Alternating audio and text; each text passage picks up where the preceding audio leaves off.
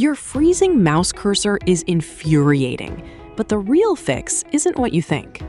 Most people waste hours digging into complex registry edits or buying new hardware.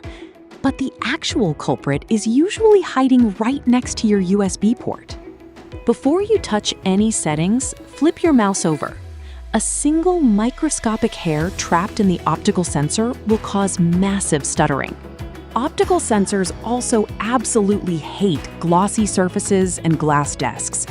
Test your mouse on a plain piece of printer paper to instantly see if your desk is the problem. If you use a wireless mouse, USB 3.0 ports are notorious for causing invisible interference with 2.4 GHz receivers. Move your mouse dongle to an older USB 2.0 port, preferably on the front of your PC case. This weird quirk fixes tracking lag almost every time. Still jumping? Windows has a built-in setting that is supposed to help you aim better, but it actually ruins your muscle memory. Go to your mouse settings and uncheck Enhance Pointer Precision. This stops Windows from artificially changing your sensitivity and makes your cursor completely predictable. If all else fails, open Device Manager.